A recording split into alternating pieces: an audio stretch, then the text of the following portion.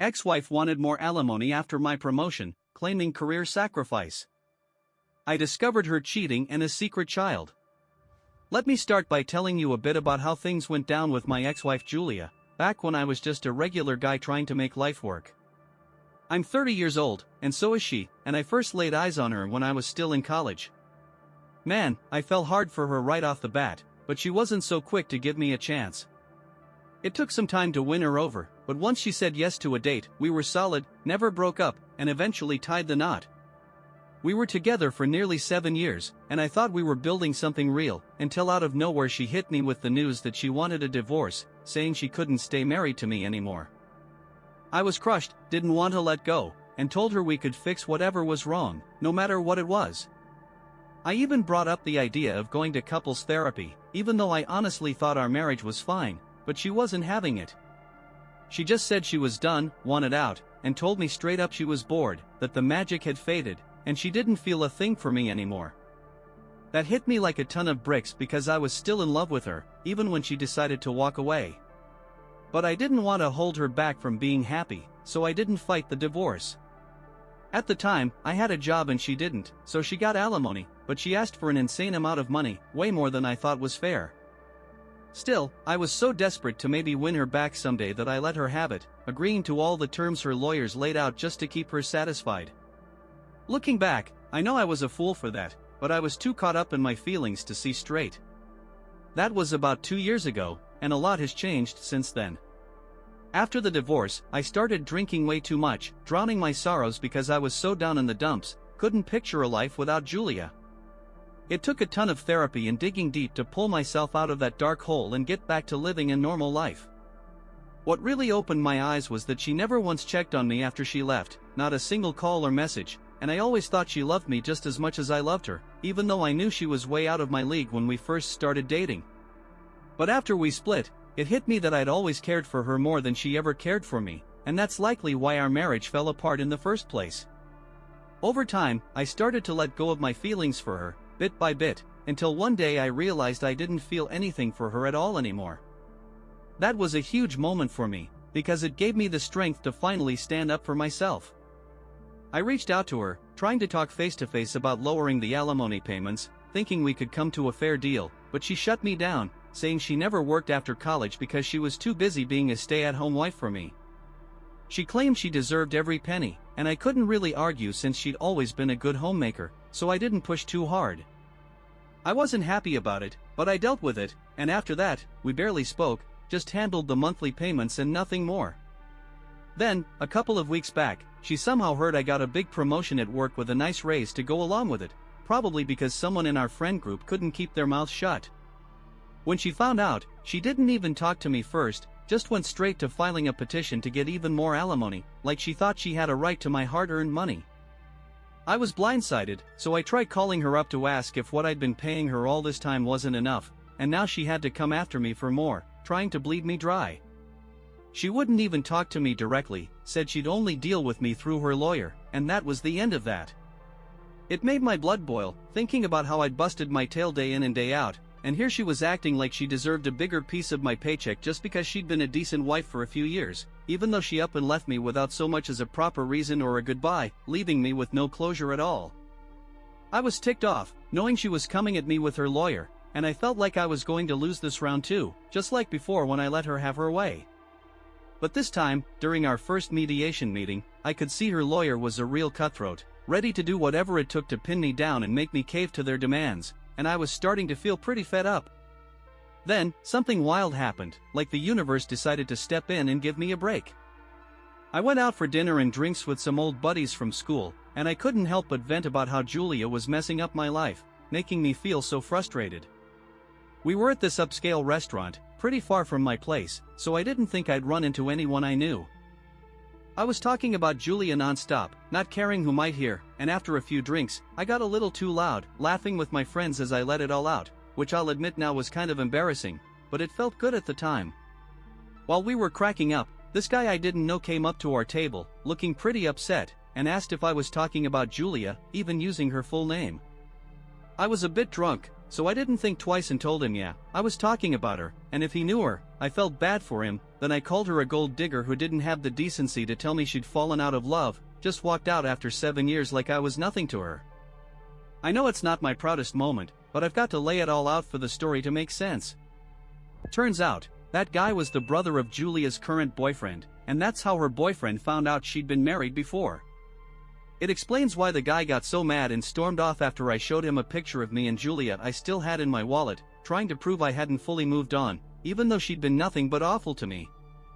The next day, Julia called me up, screaming for a good 30 minutes, saying my dumb drunken antics caused her boyfriend to stop talking to her. I didn't think it was on me, but she insisted I had to fix it, saying I shouldn't have been shouting in a restaurant about what a terrible person she was. She cussed me out for a bit and then hung up. I was furious, thinking it was so unfair for her to pin this on me when she'd been the one lying to her boyfriend all along.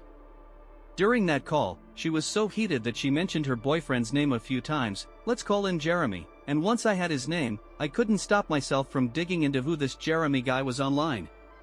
Since Julia and I weren't connected on social media anymore, I had to sweet-talk a mutual friend into letting me use her account to do some snooping. It took a lot of convincing, but I told her it might save me from going broke over the alimony, which it did in the end, and after some persuading, she let me in. While poking around on Jeremy's profile, I figured out he was friends with one of Julia's cousins from way back, and I'm pretty sure they met at that cousin's wedding. I didn't go to that wedding with Julia because I was sick with the flu, but she went anyway, saying she and her cousin were super close. I still remember how bummed I was that she left me while I was down to go to that wedding. Jeremy had a bunch of pictures from that day on his profile, and Julia was in almost all of them. He lived far away, didn't know anyone in Julia's circle here, so she probably thought she'd never get caught unless her family spilled the beans, which they wouldn't, and no one around here even knew Jeremy existed. It didn't look suspicious that they followed each other online since she followed tons of people, and her being in some guy's wedding photos wasn't exactly proof of cheating, but I knew something was up, and I had to dig deeper to prove she'd been unfaithful while we were still married, hoping I could use that to get the alimony stopped for good. I got on the phone with my lawyer right away, telling him Julia had known this guy while we were still together, and now they were a couple, so something shady was definitely going on. He said he'd look into it, and he came through big time, tracking Jeremy down and talking to folks in his neighborhood who confirmed Julia had been living with him since right after she filed for divorce. People on his street said she moved into his place about 2 years ago, which lined up perfectly with when she told me she wanted out and left, so that's where she'd gone. But the real game changer was when my lawyer found out she had a 2-year-old son now. When he told me that, I knew we had her, because there was no way she could wiggle out of this one, and I was over the moon knowing I could finally prove she'd cheated and stop paying her since she didn't deserve a dime. At our last meeting, her lawyer had no choice but to admit she didn't deserve the alimony because she'd been unfaithful. I guess she didn't bring up the kid because she knew he was Jeremy's, not mine, so a paternity test wouldn't have helped her case. If the kid had been mine, she'd have come after me for child support long before now. Her cheating meant she wasn't entitled to alimony anymore, and that should have been the end of it. But I was feeling pretty bitter, and I'll admit, I went too far with what I did next.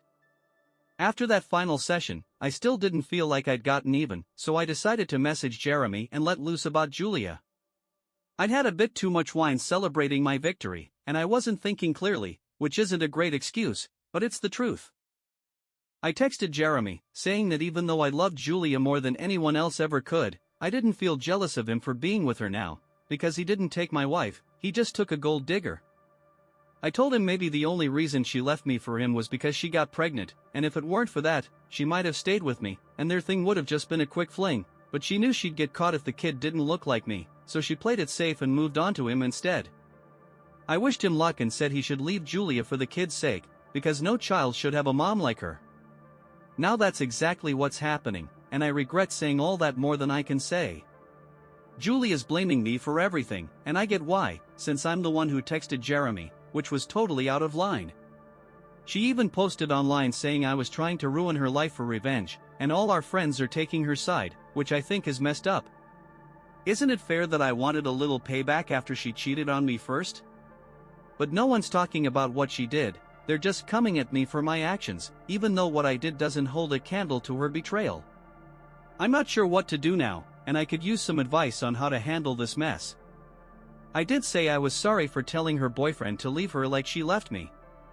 Here's an update for you all. First off, I want to say a big thank you to everyone who gave me advice and took the time to comment on my story. I really appreciate every single one of you, and yeah, a lot of you were right when you pointed out I've got a drinking problem.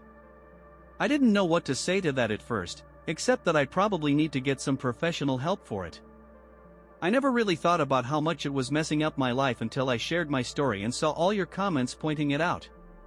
If I hadn't been drinking, I wouldn't have made so many dumb mistakes, and I wouldn't have so much to regret now.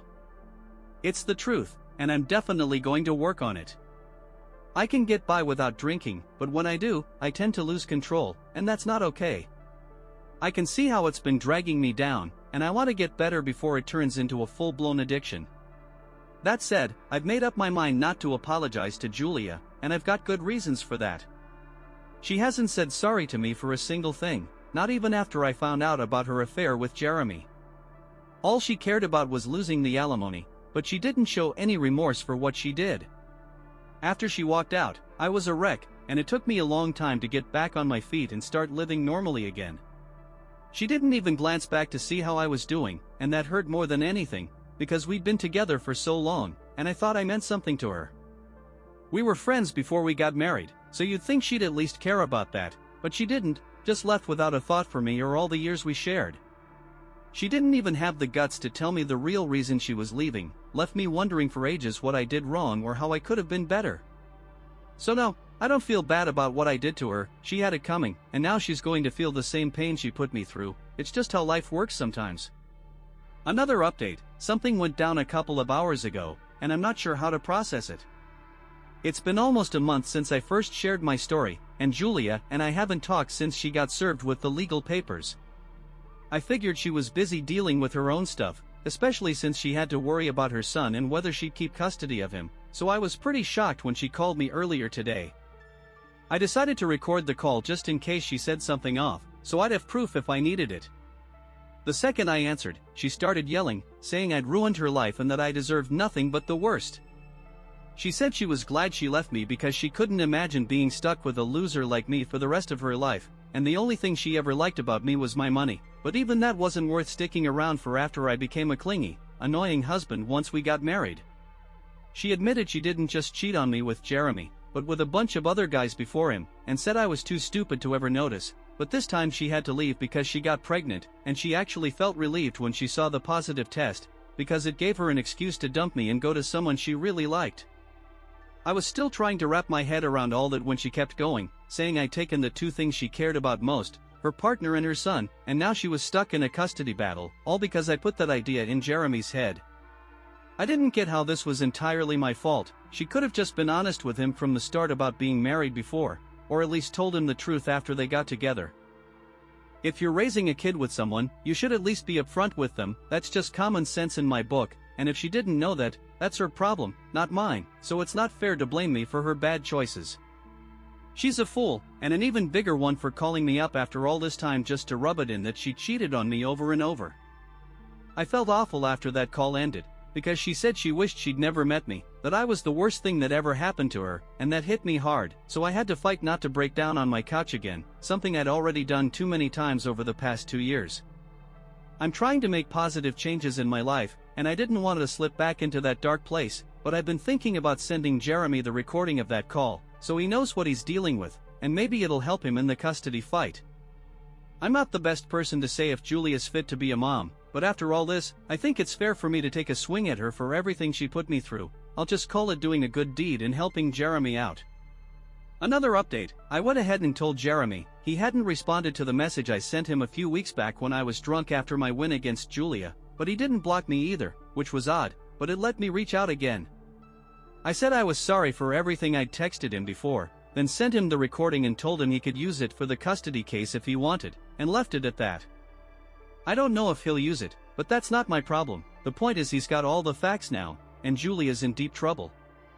One more update, I just heard from a few folks that Julia lost custody of her son, and now she only gets supervised visits.